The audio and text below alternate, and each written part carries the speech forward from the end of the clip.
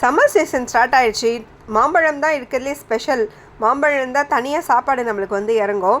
என் பொண்ணு வந்து மாம்பழம் வச்சு பாயசம் ஒன்று செய்வேன், அது செய்யுன்னு சொல்லிட்டு இருந்தா. சரி, செய்யும் போது ஒரு வீடியோ ஒன்று போட்டுடலாம் உங்களுக்கோ அப்படின்னு சொல்லிட்டு நாங்கள் ஸ்டார்ட் பண்ணுறோம். வாங்க, நீங்களும் எங்களோட சேர்ந்து மாம்பழம் பாயசம் செய்யலாம். செம்ம வெயிலுங்க. நான் மாடியில் தான் வந்து இந்த ரெசிபியை செஞ்சேன். ரொம்ப ஹாட்டாக இருக்குது. கண்டிப்பாக எல்லோரும் நிறைய தண்ணி குடிங்க. வாங்க மாம்பழம் பாயசத்துக்குள்ளே போகலாம்.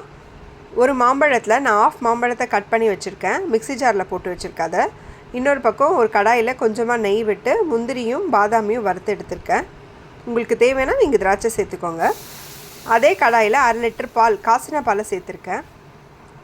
பால் வந்து ஆல்ரெடி நல்லா காசினதுனால நல்லா சுண்டி வந்திருக்கு. ஸோ அந்த மாதிரி இருந்தால் தான் வந்து பால் நல்லா டேஸ்ட்டாக இருக்கும். முடிஞ்ச அளவு ஃபுல் க்ரீம் பாலாக எடுத்துக்கோங்க. 2 கப்புக்கு சர்க்கரை ஆட் பண்ணியிருக்கேன். அதையும் போட்டு நல்லா கலக்கி விட்டுடலாம். சர்க்கரை வந்து நல்லா கரைஞ்சி வரும்.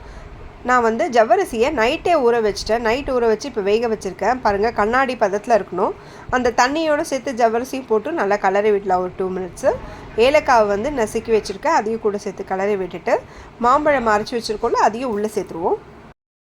எங்களுக்கு சாப்பிடும் போது அந்த வாயில் மாம்பழம் வந்தால் தான் எங்களுக்கெல்லாம் டேஸ்ட் ரொம்ப நல்லா பிடிக்கும்.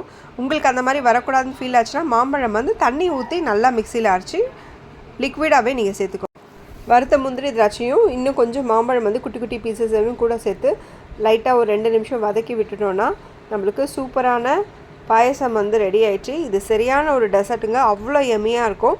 கண்டிப்பாக நீங்கள் ட்ரை பண்ணி பார்த்துட்டு எங்களுக்கு ஃபீட்பேக் ஷேர் பண்ணணும். எங்கள் சேனலை லைக் பண்ணுங்கள், ஷேர் பண்ணுங்கள். Thanks for watching.